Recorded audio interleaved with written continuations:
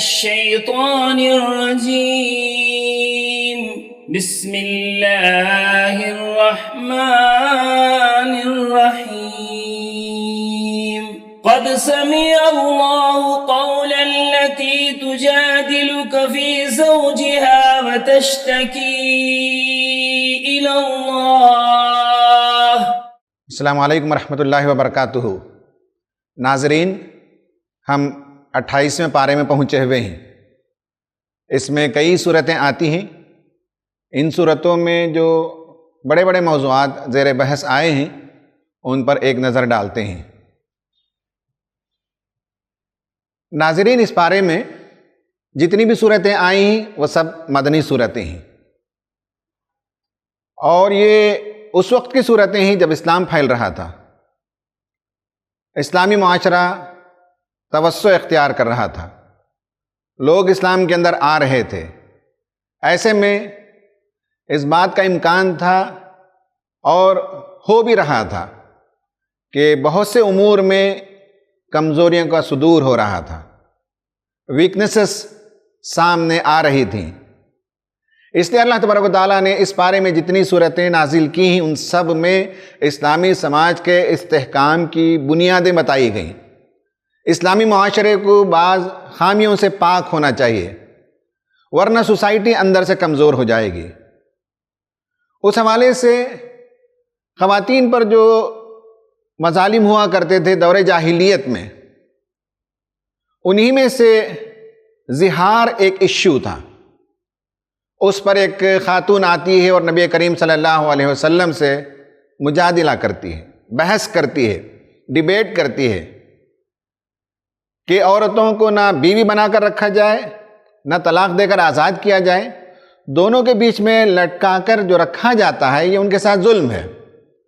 اللہ تبارک و تعالیٰ نے بتایا کہ ایسا نہیں کرنا چاہیے، جو ایسا کریں گے انہیں کفارہ دینا چاہیے. اسلامی سماج میں نجوہ نہیں ہونا چاہیے، گروپ بندی نہیں ہونی چاہیے، وشپرنگ کیمپین نہیں ہونا چاہیے. اس کی ممانعت آئی ہے شروعات کی صورتوں میں، اور یہ بتایا گیا کہ سماج میں دو پارٹیاں ہوتی ہیں، ایک حزب اللہ، ایک حزب الشیطان. مسلمانوں کو بتایا گیا کہ وہ حزب اللہ ہیں تو اللہ تعالیٰ کے احکامات کی خلوص دل کے ساتھ پابندی ہو، اور شیاطین اور حزب شیاطین انہیں در اندازی کا موقع نہ دیا جائے.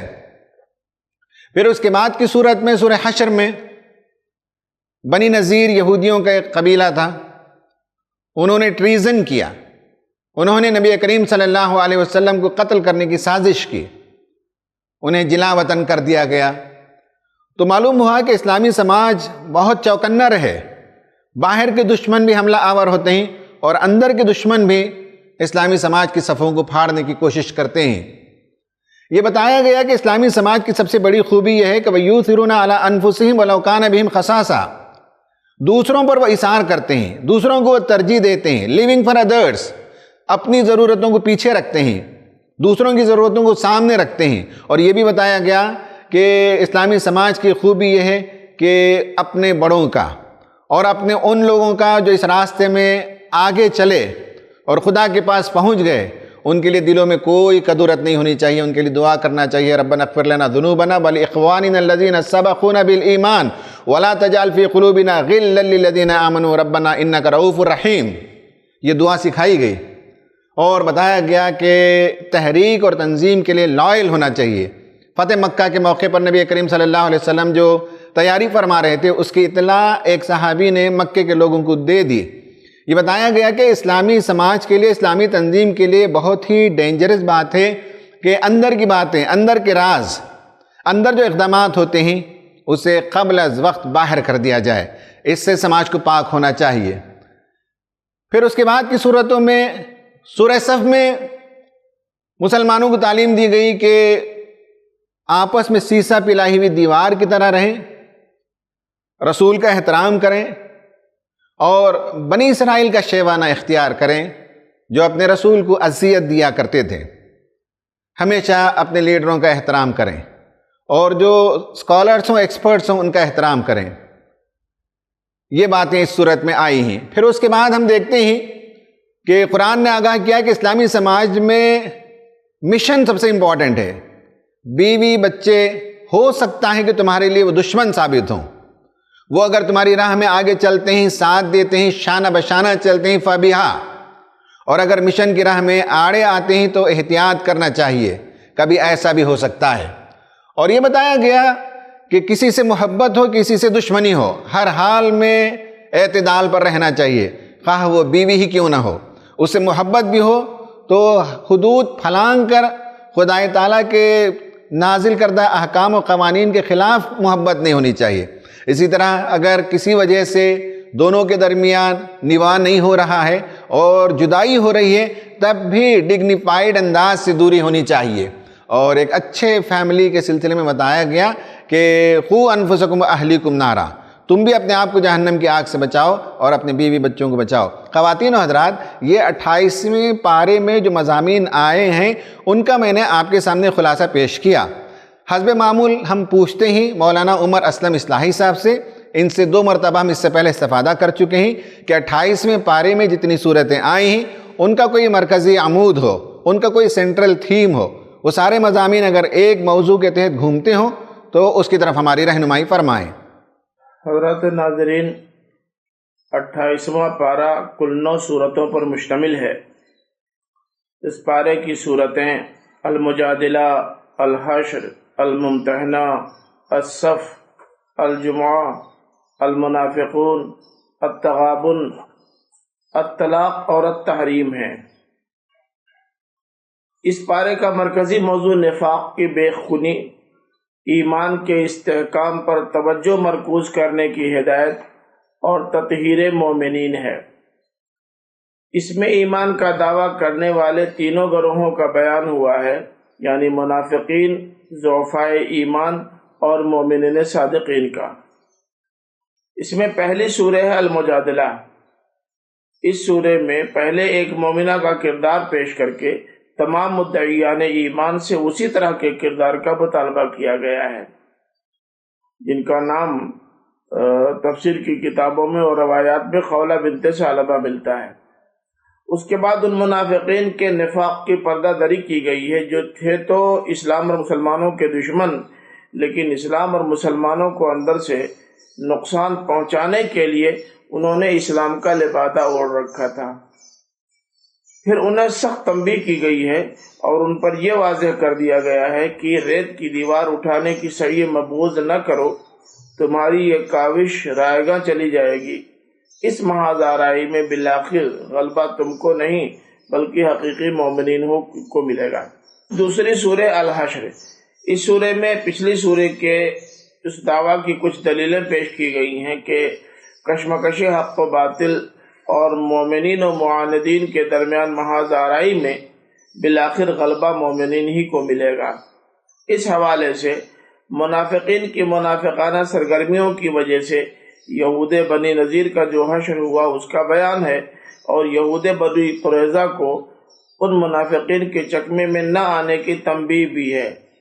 اور آخر میں تمام مدعیان ایمان کو آخرت پر نظر رکھنے کی ہدایت ہوئی ہے. تیسری سورہ الممتحنہ ہے. پچھلی 2 صورتوں میں منافقین پر پورا فوکس کرنے کے بعد اب اس سورہ میں ضعفائے ایمان کو اپنا ضعف ایمان دور کرنے کی ہدایت کی گئی ہے. ان سے کہا گیا ہے کہ جس طرح منافقین کی تمام ہمدردیاں یہود کے ساتھ ہیں کیونکہ ان کی اکثریت انہی کے اندر کی ہے، اسی طرح تمہاری تمام ہمدردیاں مشرکین مکہ کے ساتھ معلوم ہوتی ہیں، تم جن کے اندر کے ہو. تو اب بتاؤ کہ اسلام لانے کے باوجود اگر نسلی و نسبی زنجیریں تمہارے پاؤں سے اسی طرح لپٹی ہوئی ہیں جیسے منافقین کے پاؤں سے لپٹی ہوئی ہیں، تو تم میں اور منافقین میں کیا فرق رہا؟ ان کی ہمدردیاں ان کے خاندان کے ساتھ ہیں اور تمہاری ہمدردیاں تمہارے خاندان کے ساتھ، جبکہ ہونا یہ چاہیے تھا کہ اسلام لانے کے بعد تمہارا اصل رشتہ اللہ، اس کے رسول اور مومنین سے ہوتا. تم جس ابراہیم کی ملت سے تعلق رکھتے ہو اس کی زندگی کا اسوہ تو یہی ہے. چوتھی سورہ الصف ہے. اس سورہ میں مخاطب پھر منافقین ہو گئے کیونکہ اصل بدمعاش گروہ یہی تھا جو ضعفائے ایمان پر بھی اثر انداز ہو رہا تھا. البتہ اس سورہ میں منافقین کو جو تنبیہ کی گئی ہے اس میں اہل کتاب کو شامل کر لیا گیا ہے، کیونکہ منافقین انہی چٹوں کے بٹے تھے، اور ان کے سامنے حضرت موسیٰ کی دعوت اور ان کا درد و کرب بھی بیان کر دیا گیا ہے۔ حضرت عیسیٰ کے آخری نبی سے متعلق پیشین گوئی بھی واضح کر دی گئی ہے، اور یہ بھی بتا دیا گیا ہے کہ یہ لوگ جنہیں اپنا پیغمبر مانتے ہیں، جب ان کی اظہار ثانی میں انہوں نے کوئی کسر نہیں اٹھا رکھی تو حضرت محمد صلی اللہ علیہ وسلم اور ان کے متبعین سے ان کو کیا ہمدردی ہو سکتی ہے۔ 5ویں سورہ الجمعہ ہے، اس میں منافقین کے بجائے پھر ضعفاء ایمان زیر بحث آ گئے۔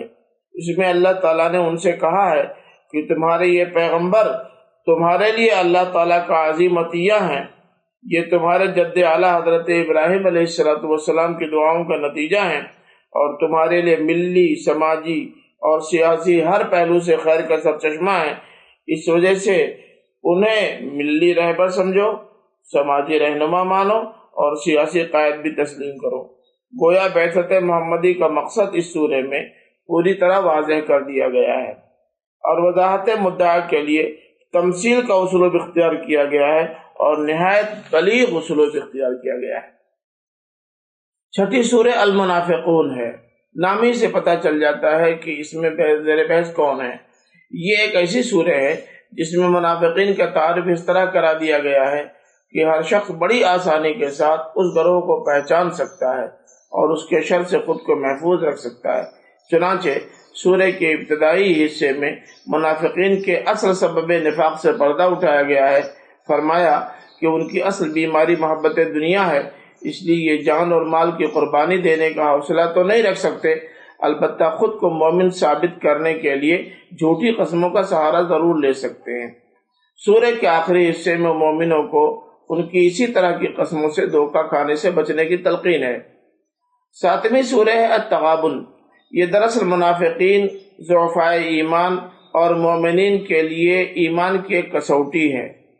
ایمان کا تقاضا تو یہ ہے کہ اس دنیا کی زندگی کو آخرت کی کھیتی بنایا جائے، یہاں جو مصیبت بھی آئے اسے اذن الہی سمجھ کر برداشت کیا جائے، اللہ اور اس کے رسول کے ہر حکم اور فیصلے کو تسلیم کیا جائے، ازواج اور اولاد کو بھی احکام الہی کا پابند بنایا جائے۔ فوکس دنیوی زندگی کی خوشحالی پر نہیں بلکہ آخرت کی کامیابی پر ہو۔ جو لوگ ایمان کے ان تقاضوں کو سمجھ گئے انہوں نے میدان مار لیا۔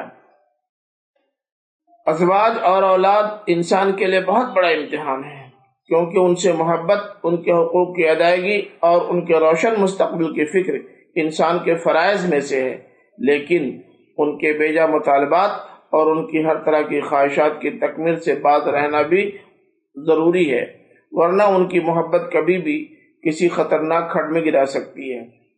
والدین، اولاد اور ازواج کا رشتہ جتنا اہم اور نازک ہے اسی کے بقدر بڑا جذباتی اور ذمہ داریوں بھرا ہے۔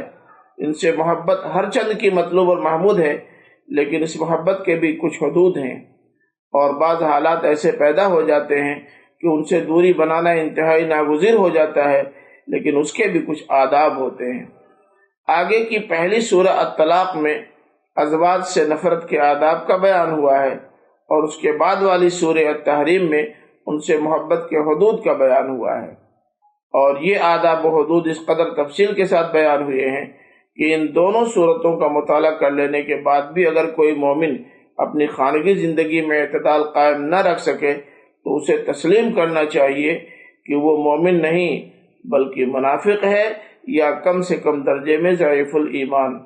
ھذا ما فہمت واللہ اعلم بالصواب۔ خواتین و حضرات، آپ نے سنا، مولانا نے بتایا کہ اسلامی سماج کے استحکام کے سلسلے میں یہ باتیں ہمیں بتائی گئی ہیں۔ اب اس پارے کے اندر ایک اہم موضوع کو لے کر بات کرتے ہیں۔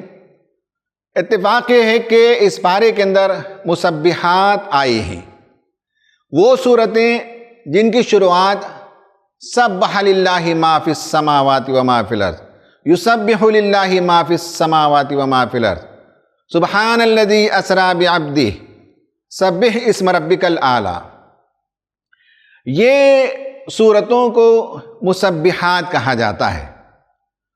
قرآن میں صورتوں کی جو شروعات ہوتی ہے اسے فواتح کہتے ہیں، اور قرآن میں 114 صورتیں ہیں، ان 114 صورتوں میں بعض صورتیں وہ مسبحات ہیں، اور وہ یہاں ہم بتا رہے ہیں۔ اب آپ دیکھیے کہ سورہ حدید سورہ نمبر 57 اور سورہ نمبر 59 الحشر، سورہ نمبر 61 الصف، اور سورہ نمبر 62 جمعہ، سورہ نمبر 64 تغابن، اور سورہ نمبر 87 آگے 30ویں پارے میں، اور یہ پہلا جو نمبر ہے یہ 15ویں پارے میں، تو 15ویں پارے میں ہے اور یہ 30ویں پارے میں ہے، اور باقی یہ ہے کہ اس پارے میں 28 میں ایک صورت اس سے پہلے والے پارے میں گزر گئی ہے۔ تو یہ سب صورتوں کو مسبحات کہا جاتا ہے۔ مسبحات کا مطلب ہے وہ صورتیں جن کی شروعات تسبیح سے ہوتی ہے۔ تسبیح سے مراد کیا ہے؟ تسبیح کا عام انگلش ترجمہ گلوریفیکیشن ہے، اردو میں اسے پاکی بیان کرنا کہتے ہیں، لیکن پاکی بیان کرنے سے زیادہ بہتر معنی گلوریفیکیشن میں ہے، یعنی یہ کہ خدا تعالیٰ کی عظمت کا اظہار کرنا، عزت اور وقار کا خیال رکھنا، خدا تعالیٰ کی تمجید، اس کی بزرگی کا اظہار کرنا، یہ اصل میں گلوریفیکیشن ہے۔ علماء جو باریک تفصیل بتاتے ہیں وہ یہ کہ حمد میں اور تسبیح میں فرق یہ ہے کہ جب ہم کہتے ہیں تو اللہ تعالیٰ کے اسماء حسنہ میں سے ان ایسپیکٹس کا اظہار کرتے ہیں جو تعریف کے قابل ہیں، توصیف کے قابل ہیں، اور جب تسبیح بیان کرتے ہیں تو اس میں تنزیہ کا پہلو ہے، یعنی یہ ہے کہ خدا تعالیٰ کی ذات کے حوالے سے انسانوں نے بہت سی من گھڑت باتیں ایجاد کر لیں۔ اللہ تعالیٰ ان سب سے پاک ہے، ان سب سے منزہ ہے، ان سب سے بلند ہے، اس کے اظہار کے لیے تسبیح کہتے ہیں۔ یعنی یہ کہ نعوذ باللہ اللہ تعالیٰ کے ساتھ لوگوں نے پارٹنرز قرار دے دی، اللہ تعالیٰ کی اولاد بنا دی، اللہ تعالیٰ کے سلسلے میں اور بہت سی باتیں وہ بیان کر دیں جو اس کی عظمت اور شان کے خلاف ہے۔ اس لیے تسبیح جب کہتے ہیں تو اس کی عظمت کا اظہار ہے جس میں تنزیہ کا پہلو ہوتا ہے۔ تو یہ وہ صورتیں ہیں اس پارے میں جسے ہم مسبحات کہتے ہیں۔ اب آپ دیکھیے کہ جو فواتح ہیں، سورتوں کی جو شروعات ہوتی ہیں، 114 سورتوں کو میں نے یہاں آپ کے سامنے انلسٹ کر دیا ہے۔ ان میں 10 کیٹیگری سے تمام سورتیں شروع ہوتی ہیں، یعنی جتنی سورتیں ہیں ان سب کو اگر کیٹیگرائز کریں گے تو ان کی شروعات 10 ٹائپ سے ہوتی ہے، لیکن میں نے یہاں 11 کر دیا ہے۔ اس کی وجہ یہ ہے کہ میں نے 2 الگ الگ چیزیں کر دی، تسبیح اور حمد۔ یہ دونوں ملا کر اللہ تعالیٰ کی شان اور عظمت سے ان صورتوں کی شروعات ہوتی ہے۔ جیسے آپ دیکھیے کہ گلوریفیکیشن یعنی سبح سے، یسبح سے، یا سبحان مصدر ہے، اور باقی میں یا تو وہ ماضی کا صیغہ ہے یا مضارع کا صیغہ ہے یا سبح اسم ربک الاعلی میں امر ہے۔ تو یہ 7 صورتیں ہیں جو تسبیح سے شروع ہوتی ہیں۔ اس کی ایک مثال یہاں دی گئی ہے، سبح للہ ما فی السماوات و ما فی الارض۔ ایک مثال ہے الحشر۔ حمد سے کئی صورتیں شروع ہوتی ہیں، جس کی ایک مثال تو الحمدللہ رب العالمین ہے۔ سورہ فاطر کی شروعات بھی حمد سے ہے۔ اس طرح سے 8 صورتیں حمد سے شروع ہوتی ہیں۔ پھر حروف مقطعات، الف لام میم، الف لام را قاف، اس طرح جو حروف ہیں ان حروف سے شروع ہونے والی صورتیں 19 نمبر ہیں۔ اس کی ایک مثال ہے بقرہ، الف لام میم ذالک الکتاب لا ریب فیہ ھدی للمتقین۔ پھر اس کے بعد شہادت سے، یعنی یہ ہے کہ والضحیٰ یا والعصر والتین، اس طرح شہادت یا قسم سے شروع ہونے والی 15 صورتیں ہیں۔ اس کی ایک مثال یہاں دی گئی۔ اور صیغ امر سے، قل یا ایھا الکافرون، قل ھو اللہ احد، اے رسول یہ سنا دیجئے لوگوں کو۔ تو ایسی صورتیں 6 صورتیں ہیں۔ آپ سوچیں گے کہ میں یہ کیوں بیان کر رہا ہوں؟ جب ہم تسبیح والی صورتوں کو لیتے ہیں تو ان کے مضامین میں آپ مطابقت پائیں گے۔ حمد والی صورتیں لیں تو فواتح بتاتے ہیں کہ سارے مضامین ایک رنگ ہوں گے۔ اسی طرح سے جو صورتیں حروف مقطعات سے شروع ہوتی ہیں لازماً اس میں قرآن کے غلبے کی بات ہوگی، نبی کریم صلی اللہ علیہ وسلم کے مشن کی کامیابی کی پیشین گوئی ہوگی۔ یہ ایک تھم رول ہے سمجھنے کے لیے۔ فواتح سے جو صورتیں جیسے شروع ہوتی ہیں اس طرح کے مضامین اندر دیکھ سکتے ہیں۔ اگر شروعات تسبیح سے ہے تو اس کے مضامین الگ ہیں، اگر شروعات حمد سے ہے تو اس کے مضامین کا رنگ الگ ہے، اگر شروعات حروف مقطعات سے تو اس میں کچھ اہم باتیں ضرور ریپیٹ ہوں گی ان ساری صورتوں کے اندر۔ یہ سمجھانے کے لیے میں نے آپ کے سامنے یہ بتایا کہ فواتح کا امپورٹنس ہے مضمون کو سمجھنے میں۔ اب اس سلائیڈ میں دیکھیے کہ مزید فواتح کا ذکر ہے، ان میں ایک اور کیٹیگری ہے اور وہ ہے دعا سے شروع ہونا۔ دعا سے مراد جس طرح سے ہم سمجھتے ہیں ان معنوں میں نہیں ہے، بلکہ اللہ تعالیٰ کی طرف سے بعض لوگوں کے حرکات و سکنات اور بعض ایٹیٹیوڈ پر انہیں تباہی اور بربادی کی پیشین گوئی کی گئی ہے۔ وَيْلٌ لِّلْمُطَفِّفِينَ، ناپ تول میں ڈنڈی مارنے والے، یا اس کا کچھ اور معنی بھی ہے، یعنی یہ ہے کہ لوگوں کے معاملے میں ان کی عظمت اور اہمیت کو پہچاننے میں بعض لوگ کمی کر دیتے ہیں، تو ان کے لیے تباہی ہے۔ تبت یدا ابی لہب، تباہ ہو گیا، ہاتھ اس کے ٹوٹ گئے، برباد ہو گیا۔ اس سے شروعات ہے۔ تو 3 صورتیں ایسی آئی ہیں اور تینوں صورتوں میں آپ دیکھیں گے کہ بعض مذموم صفات کا ذکر آیا ہے، ان سے بچنا چاہیے۔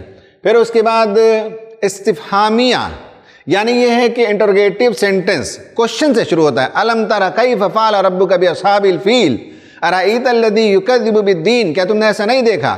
تو ایسی صورتیں 6 آئی ہیں۔ پھر اس طرح سے خبریہ، نیوز اس کے اندر ہے، اور جیسے عبس وتولی، ایک نابینا صحابی آئے اور نبی کریم صلی اللہ علیہ وسلم نے کسی اور کی طرف توجہ دی، اس واقعے کو اللہ تعالی نے سنایا۔ غلبت الروم، رومی مغلوب ہو گئے۔ یہ اور اس طرح نیوز سے شروع ہونے والی 32 صورتیں ہیں۔ اور ایڈریس سے یا ایھا المزمل، یا ایھا المدثر، ایسی صورتیں 10 صورتیں ہیں۔ اور تعلیل، علت، وہ ایک صورت ہے لإیلاف قریش، چونکہ قریش گرمی اور سردی کے زمانے کے سفروں سے مانوس ہوئے اور انہیں جو عزت ملی وہ اس گھر کی وجہ سے ہے، تو اس گھر کے رب کی انہیں عبادت کرنی چاہیے، یعنی علت بیان کی گئی ہے۔ پھر اس کے بعد آخر میں شرطیہ شروعات ہوتی ہے، وہ 7 صورتیں، جیسے کہ اذا السماء انفطرت، اذا الشمس کورت، جب ایسا ہو جائے گا۔ تو اس طرح سے میں نے آپ کے سامنے یہ فواتح اس لیے پیش کیے، جب آپ اذا الشمس کورت، اذا السماء انفطرت، اذا السماء انشقت یہ صورتیں دیکھیں گے تو ہم رنگ پائیں گے۔ تو ہر فواتح کے لحاظ سے صورتوں کے مضامین ہم رنگ ہوتے ہیں، اور ہم اس پارے میں مسبحات پر بات کر رہے ہیں تو صورتوں کے اندر آپ یگانگت دیکھ سکتے ہیں، سملیرٹی دیکھ سکتے ہیں، ہم رنگی دیکھ سکتے ہیں، مضامین میں کامن پوائنٹ زیادہ دیکھ سکتے ہیں۔ تو اس لیے میں نے آپ کے سامنے یہ فواتح کو پیش کیا۔ اب آپ دیکھیے مسبحات میں 3 باتیں ابھری ہوئی ہیں۔ ایک، اللہ تعالیٰ کی تسبیح عام صورتوں کے بنسبت کچھ زیادہ ہے اور کچھ فوکسڈ ہے۔ دوسرا یہ ہے کہ تسبیح غلطیوں سے مبرہ صرف اللہ تعالیٰ کی ذات ہے، سماج کی غلطیوں کی طرف اس میں اشارہ کیا گیا، فرد کی غلطیوں کی طرف اس میں اشارہ کیا گیا۔ آپ کو معلوم ہے کہ امام صاحب اگر رکوع سجدے میں کہیں کوئی غلطی کر دیتے ہیں تو پیچھے سے تسبیح دیتے ہیں، ہم سبحان اللہ کہتے ہیں۔ یعنی اسلامی طریقہ یہ ہے کہ جب ہم کسی کی غلطی دیکھتے ہیں تو ہم اللہ تعالیٰ کی تسبیح بیان کرتے ہیں، یہ بتاتے ہیں کہ غلطی تو سب سے ہوتی ہے، صرف اللہ تعالیٰ کی ذات ہے جو غلطیوں سے مبرہ ہے، سماج کو چاہیے کہ غلطیوں سے پاک ہو۔ تو یہ دوسرا مضمون آپ کو ملے گا مسبحات میں اس پارے کے اندر۔ اور تیسرا مضمون یہ ہے کہ intellectual, emotional and moral appeal, ان صورتوں میں جو مضامین آئے ہیں ان مضامین کا بہت ہی اہم نقطہ یہ ہے کہ ایڈریس کیا گیا تو انٹلیکچول لیول پر ایڈریس کیا گیا، ایموشنل لیول پر ایڈریس کیا گیا اور مورل لیول پر ایڈریس کیا گیا۔ تو اس طرح سے اس پارے کی تمام صورتوں کو آپ سامنے رکھ کر ان میں بالخصوص مسبحات کو اٹھا کر پڑھیں گے تو یہ 3 نمایاں باتیں آپ دیکھیں گے۔ اب ایک نظر اس پارے میں جو مسبحات آئی ہیں ان پر ڈالتے ہیں۔ سورہ بنی اسرائیل وہ 15ویں پارے میں ہے، وہاں بھی کچھ باتیں آئی ہیں اور وہاں مقصود یہ ہے کہ سوسائٹی کلین سوسائٹی ہو۔ مدینہ جانے کے بعد جو اسلامی سوسائٹی بننے والی تھی اس میں فلاں فلاں کمزوریاں نہیں ہونی چاہیے، فلاں فلاں کے حقوق دیے جانے چاہیے، وہ بات اس کے اندر آئی ہے۔ پھر حدید اس سے پہلے والے پارے میں گزر گئی ہے، اس میں آپ دیکھیں هو الاول والآخر والظاہر والباطن وہو بکل شیء علیم، اللہ تعالیٰ کی تسبیح بیان کی گئی اور اللہ تعالیٰ کے بہت ہی شاندار نام، اسماء حسنہ میں سے بہت ہی عظیم، بہت جلیل القدر جو نام ہیں وہ اللہ تعالیٰ نے بیان فرمائے۔ اور اس کے بعد میں نے بتایا کہ انٹلیکچول اپیل ہے، اعلموا انما الحیات الدنیا لعب ولہو وزینۃ وتفاخر بینکم وتکاثر فی الاموال والاولاد۔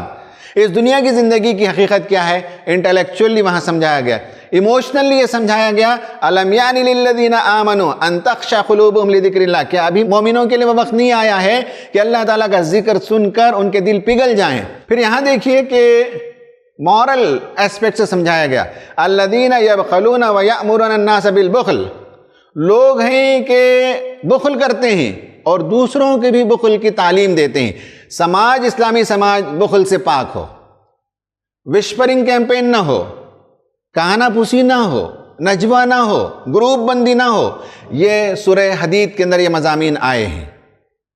اب آپ کو سمجھ میں آ رہا ہوگا کہ مسبحات پر جب ہم بات کر رہے ہیں تو اللہ کی تسبیح زیادہ بیان کی گئی ہے، ایموشنل اپیل ہے، انٹلیکچول اپیل ہے اور مورل اپیل ہے، اور کوئی ایک دو بڑی برائیاں ہیں جس کا اس میں تذکرہ آیا ہے کہ سماج کو اس سے پاک ہونا چاہیے۔ یہاں دیکھیں کہ سورہ حشر ہے، هو الذی لا الہ الا هو، آخر میں اللہ تعالیٰ کے بہت ہی خوبصورت نام آئے ہیں۔ بچپن سے ہم بچوں کو وہ نام یاد دلاتے ہیں، ایک پورا پیراگراف ہے اللہ تعالیٰ کے اسماء حسنہ کا۔ اس کے بعد آپ دیکھیے کہ اس میں انٹلیکچول اپیل یہ ہے، کَإِ لَا يَكُونَ دُولَةً بَيْنَ الْأَغْنِيَاءِ مِنْكُمْ، اسلامی معاشرے کے اندر اس کا معاشی نظام ایسا ہونا چاہیے کہ دولت سماج میں گردش کرے، ایسا نہ ہو کہ کچھ ہی ہاتھوں میں دولت کھیلتی رہے۔ اور یہاں دیکھیے کہ انٹلیکچول اپیل کے بعد ایموشنل اپیل، وَيُؤْثِرُونَ عَلَىٰ أَنفُسِهِمْ، صحابہ کرام کے زمانے کا ایک واقعہ بیان کیا گیا جس میں ایک صحابی نے اپنا کھانا، اپنے بچوں کا کھانا ایک مہمان کو کھلایا، اور اللہ تعالیٰ نے اس کی تعریف و توصیف بیان کی کہ اسلامی سماج کے اندر یہ مزاج ہونا چاہیے کہ لوگ دوسروں کے لیے اثار کریں، دوسروں کے لیے قربانی کریں، اپنی ضرورتوں سے آگے دوسروں کی ضرورتوں کے لحاظ رکھیں، یہ ایموشنل اپیل ہے۔ اور یا ایھا الذین آمنوا اتقوا اللہ، یہاں مورل اپیل ہے کہ اخلاقی لحاظ کی پابندی کرنا تقویٰ ہے۔ تو اس طرح سے اس پارے کے اندر جو صورتیں آئی ہیں اس میں مسبحات کا میں نے آپ کے سامنے تجزیہ پیش کیا ہے۔ پھر اور صورتیں ہیں، ان میں سے دیکھیے کہ سورہ صف ہے، اس میں اللہ تبارک و تعالیٰ کی طرف سے جو مدد آتی ہے اس کا ذکر ملے گا، نصر من اللہ و فتح قریب۔ اس میں آپ دیکھیں گے کہ انٹلیکچول اپیل یہ ہے کہ یریدون لیطفئوا نور اللہ بافواہہم، جو اسلام دشمن ایلیمنٹس ہیں وہ ہر ممکن کوشش کریں گے کہ اسلام کے چراغ کو بجھا دیں، لیکن کبھی ایسا ہونے والا نہیں ہے۔ لیکن ساتھ ساتھ دیکھیں کہ ایموشنل اپیل بھی یہ اللہ تعالیٰ نے کی کہ کونوا انصار اللہ، اللہ کے مددگار بنو۔ حضرت عیسیٰ علیہ السلام ان کے حواریوں کا قصہ سنایا، اور یا ایھا الذین آمنوا لم تقولون ما لا تفعلون، یہ مورل ایسپیکٹ ہے کہ وہ باتیں تم کیوں کرتے ہو جس پر تم عمل نہیں کرتے۔ تو اس طرح سے مسبحات میں یہ پہلے، اس کے بعد ڈبل سٹینڈرڈ سماج کے اندر نہیں ہونا چاہیے۔ اس میں بتایا گیا کہ موت کا ڈر، خاص کر بنی اسرائیل کا تذکرہ کیا سورہ جمعہ کے اندر، اور اللہ تبارک و تعالیٰ نے بتایا کہ ان کے ہاں موت کا ڈر پایا جاتا ہے، سماج کو اس سے پاک ہونا چاہیے۔ موت جب آنی ہے تب آئے گی، لوگ خواہ لوہے کے مضبوط قلعوں میں اپنے آپ کو بند کر لیں تب بھی موت آ کر انہیں دبوچ لے گی۔ اس میں بھی دیکھیے کہ اللہ تعالیٰ کے اسماء حسنہ بیان کیے گئی ہیں، اللہ تعالیٰ کی شان بیان کی گئی ہے، اللہ تعالیٰ کی تسبیح بیان کی گئی ہے، الملک القدوس العزیز الحکیم، کہ اللہ تعالیٰ بادشاہ ہے، قدوس ہے، عزیز ہے، حکیم ہے۔ اس کے بعد انٹلیکچول اپیل ہے، ایموشنل اپیل ہے اور مورل اپیل ہے۔ پھر اس کے بعد تغابن، اس میں بھی ویسے ہی کہ اللہ تعالیٰ کی تسبیح بیان کی گئی، یعلم ما فی السماوات والارض ویعلم ما تسرون وما تعلنون، آسمان و زمین میں جو کچھ اللہ تعالیٰ وہ جانتا ہے، جسے تم چھپاتے ہو اسے بھی وہ جانتا ہے، جسے تم ظاہر کرتے ہو اسے بھی وہ جانتا ہے۔ پھر ایسے ہی یہاں بھی آپ دیکھ سکتے ہیں کہ کچھ انٹلیکچول باتیں ہیں، کچھ ایموشنل باتیں ہیں، کچھ مورل باتیں ہیں، اور بتایا گیا کہ اسٹنجنس سے، بخل سے سماج کو پاک ہونا چاہیے۔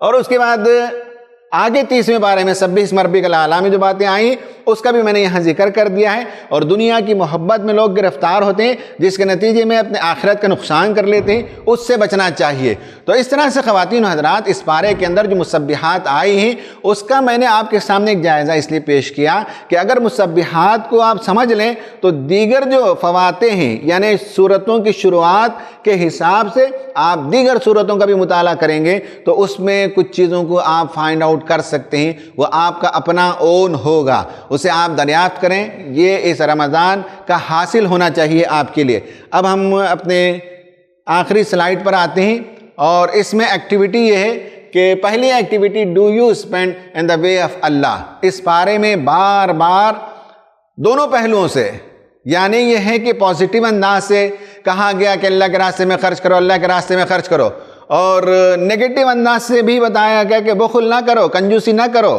اللہ کے راستے میں عطا کرو۔ تو سوال یہ ہے کہ کیا آپ اللہ کے راستے میں دل کھول کر خرچ کرتے ہیں؟ دوسرا ہے کہ آر دیر سائنس آف نفاق ان می، مجھے یہ جائزہ لینا ہے۔ عام طور پر مزاج یہ ہے کہ ہم نفاق دوسروں میں تلاش کرتے ہیں۔ سوال یہ کہ میرے اندر نفاق ہے؟ اس پارے کے اندر اس کی کچھ صفات بیان کی گئی ہیں، مجھے جائزہ لینا ہے، اور اگر میرے دل کے اندر ٹٹولنے کے بعد مجھے محسوس ہوا کہ نفاق کی کیفیات سے میں دوچار ہوں تو فوراً توبہ کرنا چاہیے، اس لیے کہ قرآن میں بتایا گیا ہے ان المنافقین فی الدرک الاسفل من النار، آگ اور جہنم کے آخری طبقے میں منافقین ہوں گے۔ تو اس لیے مجھے جائزہ لینا ہے۔ اور do you love your leadership, اجتماعی زندگی بسر کرنا بہت ضروری ہے۔ جو اجتماعیت کے ساتھ وابستہ ہیں ان کے لیے یہ ضروری ہے کہ اپنے رہبروں سے، اپنے رہنماؤں سے، اپنے لیڈرز سے محبت کریں اور اظہار ہمدردی کریں، اظہار یگانگت اور تعاون و تناصر پیش کریں۔ اور منافقوں کا رویہ یہ تھا کہ نبی کریم صلی اللہ علیہ وسلم کی لیڈرشپ کے ساتھ وہ کمپیٹ کرتے تھے۔ کہاں نبی کریم صلی اللہ علیہ وسلم کی ذات اور کہاں منافقین، لیکن انہیں ایک خناس سوار تھا اور وہ لیڈرشپ کے معاملے میں کمپیٹ کرنا چاہتے تھے۔ سورہ آل عمران وغیرہ میں اور سورہ نساء میں اس پر لمبی بحث آئی ہے۔ تو do you love your leadership, یہ کوشچن ہے آپ کے لیے، آپ بھی سوچیں، میں بھی سوچتا ہوں۔ اللہ تعالیٰ سے دعا ہے کہ اللہ تبارک و تعالیٰ ہمیں قرآن مجید کو سمجھنے میں جو زاویے، جو اسپیکٹ ضروری ہیں ان کا مطالعہ کرنے، انہیں سمجھنے کی توفیق عطا فرمائے۔ مسبحات کے حوالے سے اللہ تعالیٰ کی تسبیح کرنے، تمجید بیان کرنے، اس کی عظمت و وقار کو پہچاننے اور اسے گلوریفائی کرنے کی ہمیں توفیق عطا فرمائے۔ آمین۔ وآخر دعوانا ان الحمد للہ رب العالمین۔